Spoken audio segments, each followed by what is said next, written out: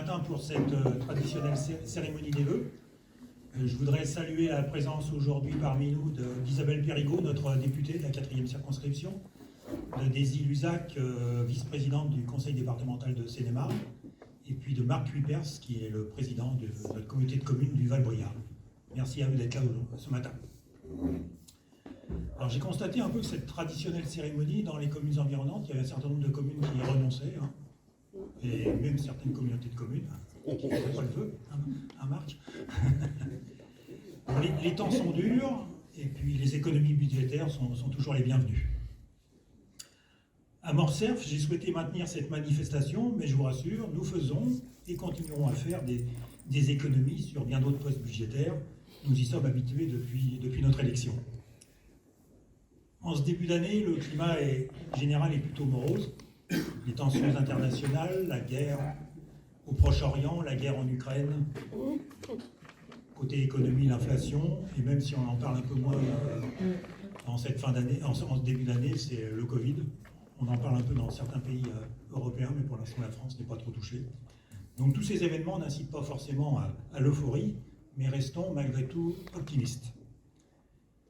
C'est vrai que la situation économique du pays a quand même des répercussions sur le fonctionnement des collectivités locales, et le budget de nos communes n'y a pas échappé. Par exemple, tout comme chacun d'entre nous a pu le constater, la commune de Morcerf a elle aussi vu ses factures d'énergie, électricité et gaz augmenter de manière importante en 2023. Pour Morcerf, c'est une rallonge de plus de 30 000 €. Donc vous voyez que ce n'est pas neutre, malgré une surveillance, une vigilance continue de la consommation énergétique de l'ensemble de nos bâtiments publics. Un autre impact de la conjoncture économique, c'est l'augmentation des taux d'intérêt notamment des prêts bancaires en particulier, à laquelle est venue s'ajouter la frilosité des banques à accorder tout simplement ces prêts. Tout cela, pour Morcerf, fait porter un coup fatal au projet de création de la microcrèche.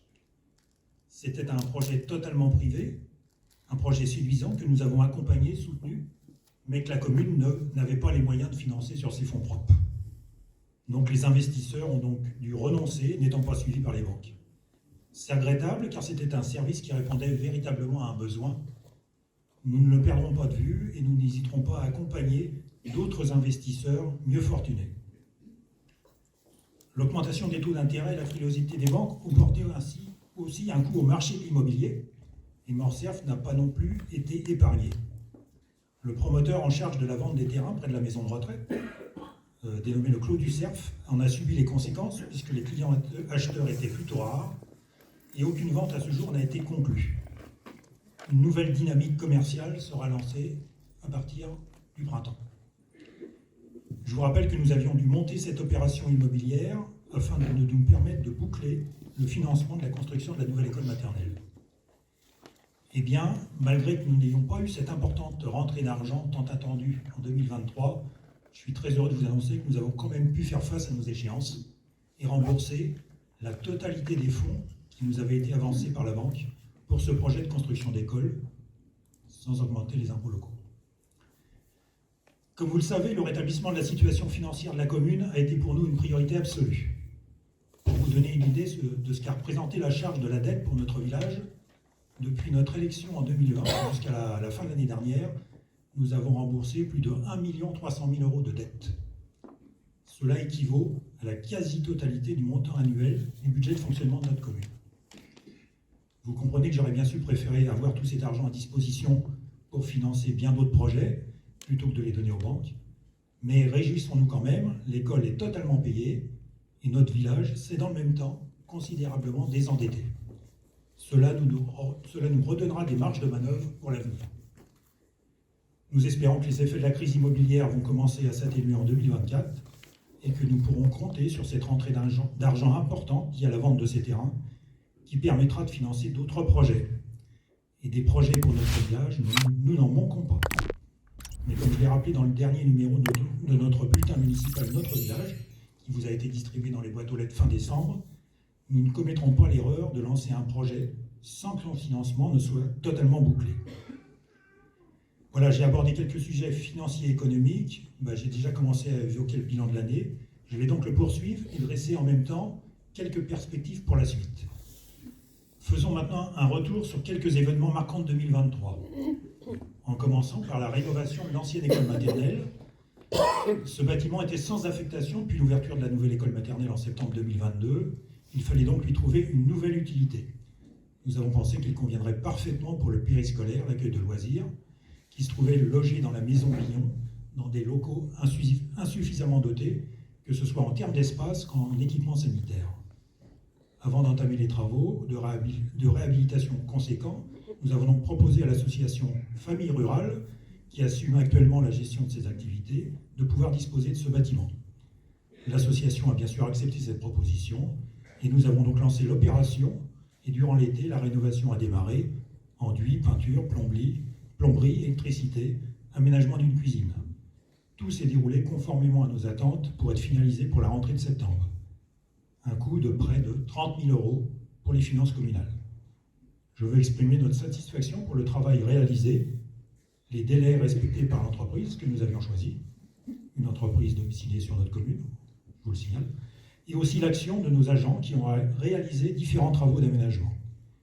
Ces locaux permettent dorénavant d'accueillir plus d'enfants dans de meilleures conditions, et c'était notre objectif principal. J'attends maintenant de l'association Famille Rurale qu'elle s'organise pour répondre favorablement à toutes les demandes formulées par les parents. Je ne veux plus avoir de liste d'attente pour le périscolaire. Je salue son nouveau président élu, Alexandre de Souza Castro, qui n'est pas là ce matin. En parlant de la présence de davantage d'enfants, je vais pouvoir faire le lien avec deux autres événements importants qui se sont produits à la rentrée de septembre. Il s'agit tout d'abord de l'ouverture d'une classe supplémentaire et l'arrivée d'une nouvelle enseignante dans notre groupe scolaire Paul Fort. Les temps changent. Rappelez-vous, en 2018, il était procédé à une fermeture de classe. 5 ans plus tard, c'est l'inverse. Aujourd'hui, nous comptabilisons 134 enfants au total, en maternelle et en élémentaire. C'est un des signes du renouveau pour le village, et ce n'est pas le seul. En septembre, une nouvelle école privée, cette fois, a vu le jour dans un ancien bâtiment qui était déjà historiquement une école il y a bien longtemps, et que les natifs de Morcerf connaissaient bien. Il s'agit de l'école Montessori, dénommée la Vallée des Hoyas, qui a été ouverte avec 39 enfants. Nous avons pensé aussi aux jeunes enfants en installant de nouveaux jeux extérieurs devant la maison médicale. C'est une demande qui m'avait été faite à plusieurs reprises par des parents et à laquelle j'avais promis de donner suite. C'est chose faite et le succès est au rendez-vous, si j'en crois, le taux d'occupation de ces nouveaux jeux avec la présence de très nombreux enfants. Une présence que je peux mesurer chaque jour des fenêtres de mon bureau à la mairie. En ce moment, ce n'est pas le cas parce qu'il fait froid. En 2024, nous installerons un nouvel équipement, cette fois près du City Stade. Vous voyez, le sort de nos enfants fait toujours la une de nos préoccupations. Mais nous avons aussi un autre sujet de préoccupation, c'est celui de la sécurité dans le village, aussi bien pour les enfants que pour les adultes. Nous avons donc installé un radar pédagogique à l'entrée du village, en provenance de Farmoutier. Et je constate toujours avec satisfaction, moi, quand j'arrive de Farmoutier, de voir les feux des voitures s'allumer devant moi, preuve qu'elles ralentissent à la vue de l'affichage, de la vitesse et du message de prévention.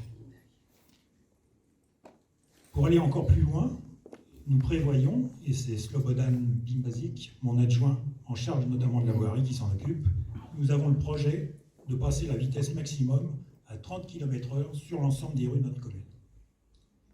Ce n'est pas tout. Cette année, nous allons procéder à un nouveau marquage au sol de l'ensemble des stops et des passages piétons qui ont eu tendance à s'effacer avec le temps.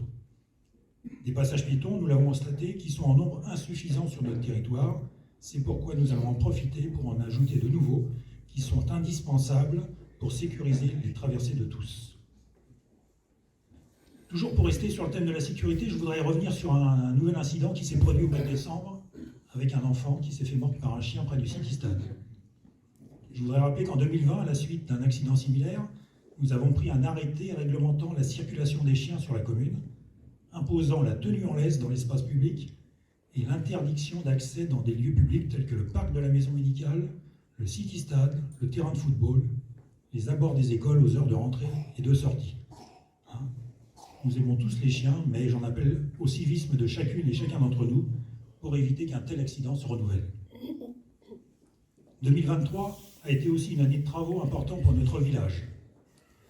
Les travaux réalisés rue de Paris en collaboration avec le département, qui ont causé bien des tracas avec la fermeture de cette artère durant 15 jours et la déviation mise en place. Ces travaux répondent eux aussi à un souci de sécurité. Il fallait absolument renforcer cet ouvrage, surplombant le rue du Binel, qui donnait des signes d'affaissement. Je vous laisse imaginer les conséquences si un effondrement s'était produit avant le démarrage du chantier. Outre ces travaux de consolidation qui ont été menés, il a fallu réduire le passage à une voie unique avec une circulation alternée pour alléger la charge sur l'ouvrage sur la partie présentant des signes de faiblesse. Avantage, cette voie unique participera également au ralentissement de la vitesse en entrant dans notre village. Si je continue sur la partie travaux, j'ai bien sûr évoqué le chantier de la rue Max Nero, un chantier d'envergure mené conjointement avec le SIAPA, notre syndicat en charge de l'eau et de l'assainissement, un chantier qui a nécessité d'importants moyens humains et matériels. Démarré fin août, la première phase s'est terminée mi-décembre. Il était temps que ces travaux soient effectués. Des études avaient été faites dans le passé, il y a plusieurs années, mais malheureusement jamais suivies d'effet. Les réseaux d'assainissement et d'eau pluviale étaient dans un état lamentable. Ils ont été aujourd'hui totalement rénovés. Je voudrais remercier tous les riverains qui ont scrupuleusement respecté les consignes contraignantes, que ce soit en matière de circulation, de stationnement ou de ramassage des déchets. Pour l'anecdote, le responsable de l'entreprise qui a réalisé ces travaux m'a confié qu'il n'avait jamais vu des riverains aussi respectueux des consignes et aussi chaleureux et accueillants avec son personnel. La réciproque est vraie, le personnel du chantier a su faire preuve de disponibilité pour répondre à leurs attentes particulières. Ce chantier va reprendre courant janvier, une fois qu'il fera un peu meilleur, pour la seconde phase, pour s'attaquer à la voirie, les trottoirs, la pose d'un nouvel enrobé. Fin des travaux espérés au mois de février. Ce sera donc la fin du premier chantier de rénovation de voirie. Nous pourrons alors commencer à penser à l'avenir dans ce domaine et travailler sur la préparation du prochain chantier d'envergure en matière de rénovation de voirie. Et il y a malheureusement de quoi faire dans le village. Le choix est fait, ce sera la rue de l'Égalité, qui est vraiment, elle aussi, dans un triste état. Toujours en matière de travaux, et afin de répondre aux sollicitations de l'équipe médicale et paramédicale que nous rencontrons régulièrement lors de réunions d'échange organisées par Sandra Croulard, mon adjointe notamment en charge des affaires médicales, nous allons lancer et réaliser début 2024 un nouvel agrandissement du parking et de la maison médicale avec la création de 9 places supplémentaires qui seront dédiées principalement aux professionnels de santé et qui permettront donc de libérer des places devant la maison médicale pour les patients. Le stationnement est un véritable problème sur la commune, ce n'est pas nouveau, mais il a été accentué depuis quelques mois par les travaux de la rue Max Nero. Avec ces nouvelles places de parking, nous voulons déjà au moins atténuer ce problème pour les patients qui se rendent en consultation à la maison médicale. D'autant que le nombre de visiteurs pourrait encore augmenter à l'avenir avec une offre médicale supplémentaire due à l'arrivée de nouveaux professionnels de santé. En effet, nous ne relâchons pas nos efforts, nous poursuivons minutieusement nos actions dans ce domaine afin de pouvoir vous annoncer de bonnes nouvelles en 2024. Pour rester sur le thème du stationnement, mais là ce concerne les usagers du train, je vous annonce l'installation à la gare de Morcerf de 2 abris à vélo, un sécurisé de 10 places avec un accès par une borne et un autre de 12 places en accès libre. Le permis a été déposé et accepté bien sûr. C'est une demande que j'avais faite à plusieurs reprises et que j'ai l'occasion de renouveler lors de chaque rencontre annuelle que j'ai avec la direction de la ligne P de la SNCF. L'engagement avait été pris et je suis très heureux que la parole ait été tenue. Comme pour bien des projets, les choses avancent, il faut être persévérant. J'ai beaucoup parlé de travaux, d'aménagement, mais que serait un village sans ses habitants, et notamment ceux qui s'investissent pour le gérer, l'animer, le dynamiser. Je veux remercier d'abord bien sûr l'ensemble des élus du conseil municipal qui s'investissent sans compter pour la bonne marche et le développement de notre village. Et je veux rendre aussi hommage au conseil municipal des jeunes, aux nombreux projets et actions qu'ils ont pensés et réalisés tout au long de l'année. Je voudrais les féliciter et les remercier pour leur investissement pour notre commune. C'est réjouissant de voir tous ces jeunes s'impliquer activement dans la vie de notre village. J'en profite pour remercier la présidente du CMJ, Isabelle Moreau-Desqueux, qui anime et coordonne cette équipe, ainsi que les bénévoles qui les accompagnent. Je m'en voudrais de ne pas évoquer aussi les actions réalisées tout au long de l'année par le comité des fêtes, composé aussi de bénévoles et d'élus, animée par sa présidente Nadine Petrikowicz, il convient de souligner l'engagement total de toute cette équipe pour la réussite des différentes manifestations. Je ne retiendrai que quelques événements marquants en 2023. En avril, le marché de printemps. En juin, la première édition de Morcerf en fête. Là, c'était un véritable succès. Une soirée inoubliable, plus de 250 personnes, dont on me parle encore. Et puis en décembre, le marché de Noël, un marché qui remporte toujours un joli succès, avec la présence de nombreux exposants. Je me réjouis de pouvoir vous confirmer cette année la deuxième édition de Morcerf en fête en juin prochain. En 2024, le comité des fêtes nous réservera encore bien des surprises, et comme ce sont des surprises, je ne vous en dirai pas plus. Je voudrais enfin rendre hommage aussi à nos associations que nous soutenons.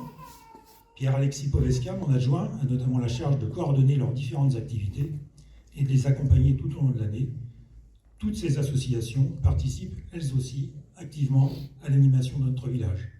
Je citerai Sport et Loisirs, l'US Pétanque, Soulov Gamer, l'Association des pêcheurs, le Club des seniors, les Amis du Clocher et du patrimoine maurice-artois, Regards et Paroles, les enfants de Morcerf, et j'en oublie sûrement. Saluons toute cette dynamique associative, tous ces bénévoles qui s'impliquent dans la vie de notre village, tous ces élus, ce rassemblement de toutes ces énergies qui contribuent au mieux vivre, au bien vivre à Morcerf. Un grand merci à tous. Voilà, je vais conclure mon intervention en vous souhaitant une très belle et heureuse année 2024, en ayant toujours une pensée particulière pour tous nos concitoyens touchés par les problèmes de santé. Merci, bonne année.